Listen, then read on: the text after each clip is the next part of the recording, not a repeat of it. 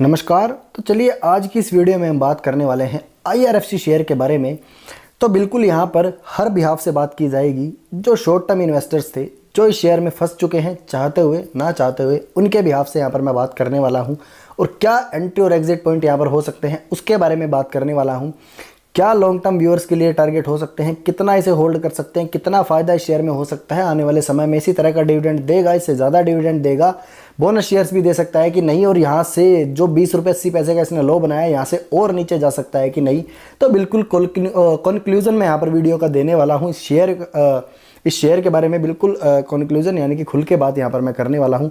तो सबसे पहले जो शॉर्ट टर्म ट्रेडर्स हैं, यानी कि ये वो ट्रेडर्स हैं, वो इन्वेस्टर्स हैं जो 26 रुपये में जिनको IPO अलॉट हुआ, 90 से 95% बंदों को यहाँ पर IPO अलॉट हुआ था।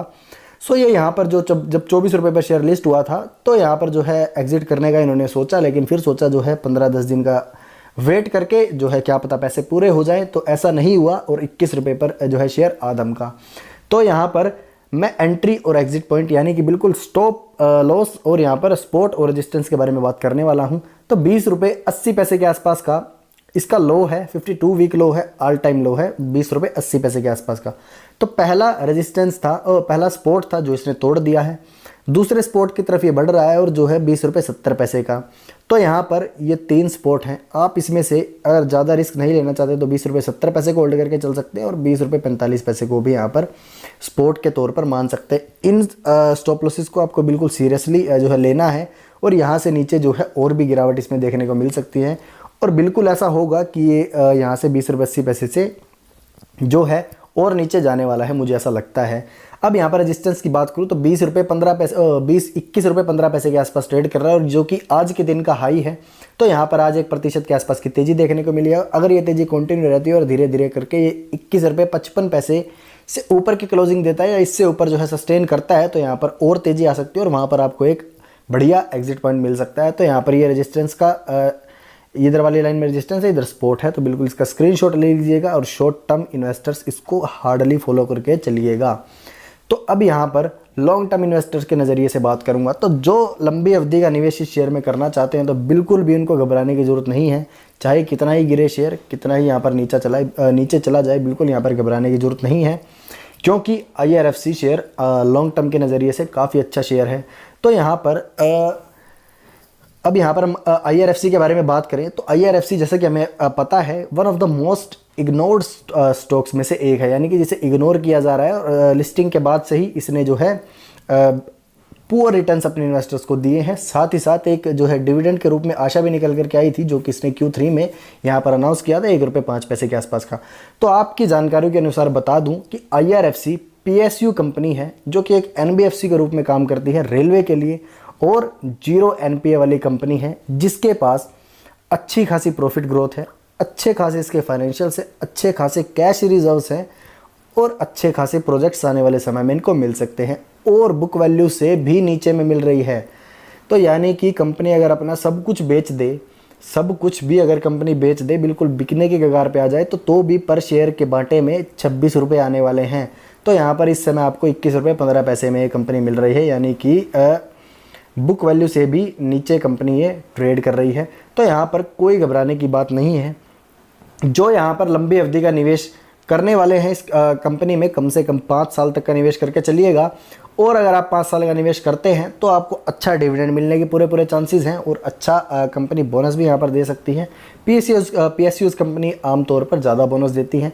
फेस वैल्यू भी 10 रुपये की एक अच्छी खासी फेस वैल्यू है। और प्राइस टू अर्निंग की बात की जाए तो वेरी चीप मुझको ये दिखाई देता है। और प्राइस टू बुक रेशो की बात की जाए तो ये भी वेरी चीप यहाँ पर मुझको दिखाई देता है। लेकिन अगर हम और फाइनेंशियल्स की यहाँ पर बात करें तो नेट प्रॉफिट देखिए 3600 करोड़ के आसपास का नेट प्रॉफिट है। अर्निंग पर शेयर 2 रुपये 83 पैसे के आसपास का।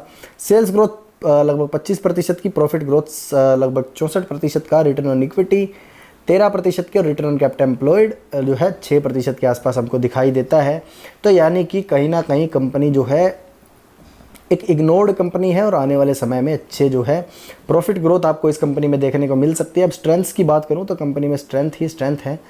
हर जो है पैरामीटर पर कंपनी खरा उतरती है। अब प्रोविजंस और कंटीजेंसीज की बात की जाए तो यहाँ पर ये हर NBFC और बैंकिंग सेक्टर में देखने को मिलती है। ये पर्टिकुलर लिमिटेशन हर बैंकिंग सेक्टर में मिलती है और ये करंट सिनेरियो है जो मार्केट का सेकंड स्ट्रेन है कोविड-19 की, उसको जस्टिफाई करती है। तो ये यहाँ पर इतनी घबराने की बात हम इसको नहीं मानते।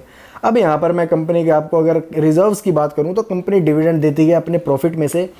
तो अगर प्रॉफिट में से भी अगर लॉस भी जाए तो कंपनी जो है रिजर्व्स में से अपना डिविडेंड देती है। तो यहाँ पर 7,000 करोड़ से बढ़कर के इसके रिजर्व्स लगभग 20,000 करोड़ के आसपास पहुंच चुके हैं। यानी कि एक अच्छे खासे रिजर्व्स कंपनी के पास है, 20,000 करोड़ के रिजर्व्स कंपनी के पास हैं।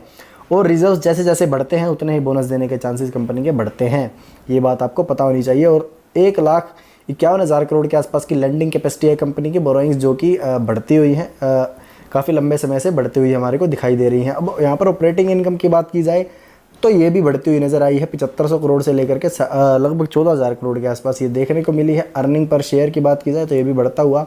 प्रॉफिट बिफोर टैक्स की, प्रॉफिट आफ्टर टैक्स की यहाँ पर बात करते हैं तो 848 करोड़ से बढ़कर के 3692 करोड़ के आसपास का प्रॉफिट यहाँ पर हमें देखने को मिला है, जो कि काफ़ी अच्छी ग्रोथ हमें प्रॉफिट में देखने को मिलती है।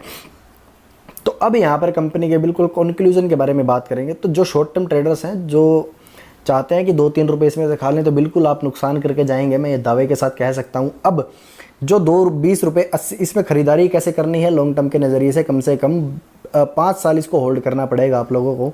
5 साल अगर आप इस कंपनी को होल्ड कर लेते हैं तो ये कंपनी आपको एक अच्छा रिटर्न भी दे सकती है, एज ए डिविडेंड के रूप में भी और कैपिटल अप्रिशिएशन के रूप में भी। अब यहाँ पर 52 वीक लो की अगर मैं बात करूँ तो 20 रुपये 80 पैसे के आसपास का 52 वीक लो है। 20 रुपये 75 पैसे गलत लिखा हुआ है यहाँ पर, 20 रुपये 80 पैसे के आसपास का 52 वीक लो है कंपनी का।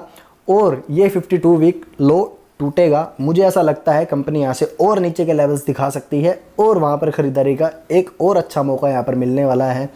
तो जिन्होंने यहाँ इस शेयर में ख़रीदारी कर ली है या जो इस शेयर को लॉन्ग टर्म होल्ड करना चाहते हैं, सो अगर ये 20 रुपये 80 पैसे से नीचे अगर जाती दिखे तो यहाँ पर आप एवरेज कर सकते हैं। अगर आपके पास 26 या 25 रुपये के आसपास का एवरेज प्राइस आपका निकलता है और आप लंबी अवधि का निवेश अगर चाहते हैं तो इसके नीचे एवरेज कर सकते हैं। अब जो ख़रीदारी करना चाहते हैं तो बिल्कुल 21 रुपये जब शेयर आए तो वहाँ से ख़रीदारी शुरू कर सकते हैं और एसआईपी में ख़रीदारी करिएगा, जिससे आपका एवरेज प्राइस यहाँ पर नीचे निकल करके आए। इससे पहले भी मैंने आईआरएफसी के बारे में एक वीडियो बनाई थी। आई थिंक मुझे ऐसा नहीं लगता कि उस वीडियो के बाद आपको कुछ और सवाल पूछने की ज़रूरत थी, लेकिन स्टिल काफ़ी कमेंट्स आते हैं आईआरएफसी शेयर के बारे में। तो वीडियो का लिंक मैं उसका डिस्क्रिप्शन में दे दूँगा। जिस वीडियो पर 1 लाख से ज़्यादा जो है व्यूज़ हैं और 2000 से ज़्यादा जो है उस वीडियो पर लाइक्स हैं, तो काफ़ी अच्छी वीडियो है, व्यूअर्स को काफ़ी पसंद आई है। तो आपको जो है वीडियो में आप नीचे डिस्क्रिप्शन बॉक्स में जाकर के लिंक दे सकते हैं, आई बटन पर भी मैं लिंक दे दूंगा। तो बिल्कुल जैसा कि मैंने आपको बताया ये फाइनेंशियल्स थे कंपनी के। अब यहाँ पर जो है जो लंबी अवधि के निवेशक हैं उनके लिए मैं सपोर्ट और रेजिस्टेंस की बात करना चाहूँगा। तो यहाँ पर ये पाइवट चार्ट है और यहाँ पर मैं आपको बताऊँगा कि 20 रुपये 33 पैसे का पहला सपोर्ट है।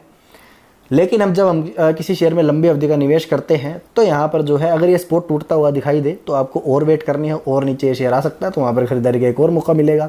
ये भी सपोर्ट टूटता दिखाई दे तो आपको यहाँ पर ये 1793 के लेवल देखने को मिल सकते हैं। और रेजिस्टेंस की बात करूँ तो 22 रुपये 22.5 रुपये के बाद इसमें अच्छी खासी तेज़ी आ सकती है। उसके बाद अगला रेजिस्टेंस रहने वाला है लगभग 24 रुपये 17 पैसे का और उसके बाद अगर रजिस्टेंस है 25 रुपये 13 पैसे का, तो यहाँ से चलना ये शेयर शुरू हो सकता है। तो बिल्कुल support resistance as for short term traders as for long term traders दोनों के लिए मैंने यहाँ पर दे दिए हैं। जो एग्जिट करना चाहते हैं वो पहले वाले जो है सपोर्ट रजिस्टेंस को फॉलो करें और जो लॉन्ग टर्म के नज़रिए से शेयर को देखना चाहते हैं वो दूसरे वाले रजिस्टेंस को फॉलो कर सकते हैं, सपोर्ट रजिस्टेंस को फॉलो कर सकते हैं। तो कम से कम 5 साल आपको इस शेयर को देने पड़ेंगे और उसके बाद ही आप इस शेयर में जो है एक अच्छे रिटर्न्स की जो है आशा कर सकते हैं। देखिए आने वाले समय में अभी एक और जो इसमें न्यूज़ निकल कर आ रही है वो न्यूज़ ये है कि इन्होंने फंड रेजिंग करी है लगभग 1400 करोड़ के आसपास की, और जो कि काफ़ी चीप प्राइस पर इन्होंने करी है, यानी कि 6.5 पर एनम के इंटरेस्ट पर इनको जो है ये पैसा मिला है और ये इन्होंने बॉन्ड्स के ज़रिए जो है फंड रेजिंग की है। अब दूसरी काफ़ी इंपॉर्टेंट न्यूज़ ये निकल कर के आ रही है कि जो कुछ म्यूचुअल फंड्स है, कुछ DIs है जिन्होंने अपनी हिस्सेदारी इस शेयर में बढ़ाई है। लॉन्ग टर्म के नज़रिए से आई थिंक उन्होंने इसको देखा होगा और लॉन्ग टर्म के नज़रिए से कंपनी बुरी नहीं है। बजाज फाइनेंस की तरह ही ये कंपनी काम करती है, लेकिन ये रेलवेज़ के लिए NBFC का काम करती है और आने वाले 10 से 15 सालों में जो भी रेलवेज़ के ऑर्डर यहाँ पर निकल करके आने वाले हैं वो IRFC को ही सबसे ज़्यादा जो है मिलने की संभावनाएं हैं। IRFC से ही फाइनेंस होकर वो पैसा जो है उन ऑर्डर्स में जाने वाला है। सो आई थिंक IRFC अगले 10 से 15 सालों तक एक अच्छी परफॉर्मेंस दे सकता है। अगर आप लंबी अवधि के लिए इसमें निवेश करें तो आप डिविडेंड में भी पैसा कमा सकते हैं और बोनस में भी आपको जो है मिलने के पूरे चांसेस है और कैपिटल एप्रिशिएशन भी यहाँ से अच्छी खासी हो सकती है। देखिए अब मैंने जो यहाँ पर टारगेट दिया था 120 रुपये का, देखिए ये टारगेट भी आपको पूरा होता हुआ नज़र आएगा, लेकिन लंबी अवधि का इसमें जो है आपको होल्ड करना पड़ सकता है। और फाइनेंशियल ईयर 2022 के लिए जो इसके टारगेट्स हैं वो लगभग फाइनेंशियल ईयर 2022 के लिए जो इसके टारगेट्स हैं वो लगभग 40 रुपये के आसपास के हैं। यानी कि कोई मुझको ताज्जुब नहीं होगा कि कंपनी 40 रुपये के आसपास ट्रेड करे, क्योंकि 26 पर कंपनी लिस्ट हुई थी, उसके बाद ही हम जो है इसमें गेन लगाएंगे। तो यानी कि 40 रुपये के आसपास कोई ज़्यादा जो ताज्जुब वाली बात नहीं है, कोई अचंभा मुझको नहीं होगा अगर ये 40 रुपये के आसपास जो है ट्रेड होती हुई दिखाई दे, और बिल्कुल ये आने वाले साल में इस रेट पर ट्रेड करती हुई दिखाई देगी। देखिए ऐसे काफ़ी PSU स्टॉक है जिन्होंने काफ़ी रिटर्न दिए हैं और उनके फाइनेंशियल्स जीरो हैं। आप BHEL को देख लीजिए, काफ़ी लॉस मेकिंग कंपनी है पिछले कुछ समय से, लेकिन जो है अभी काफ़ी रिटर्न्स उसने दिए हैं अपने ऑल टाइम लो से। तो देखिए PSUs कंपनी है, ये बिल्कुल जो है बर्बाद नहीं हुआ करती हैं। कुछ समय जो है कंसोलिडेशन फेज इनका थोड़ा ज़्यादा होता है, लेकिन थोड़े टाइम बाद जो है ये अब यहाँ से आई थिंक काफ़ी रिकवर कंपनी काफ़ी करेक्शन कंपनी में हो चुकी है। एक बार 20 रुपये 80 पैसे का ये लो कंपनी तोड़ने वाली है, मुझको ऐसा लगता है, लेकिन मैं यहाँ पर गलत भी हो सकता हूँ।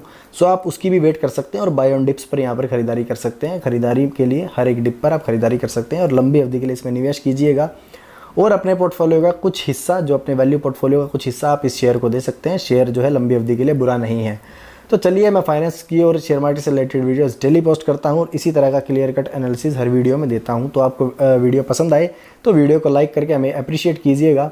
और अगर आप चैनल पर नए हैं या फिर जो है इसी तरह की जो है इन्फॉर्मेशन आप पाना चाहते हैं तो चैनल को सब्सक्राइब कीजिएगा। इसी के साथ एजेंसी शर्मा साइनिंग ऑफ। मिलते हैं दोस्तों अगली वीडियो में।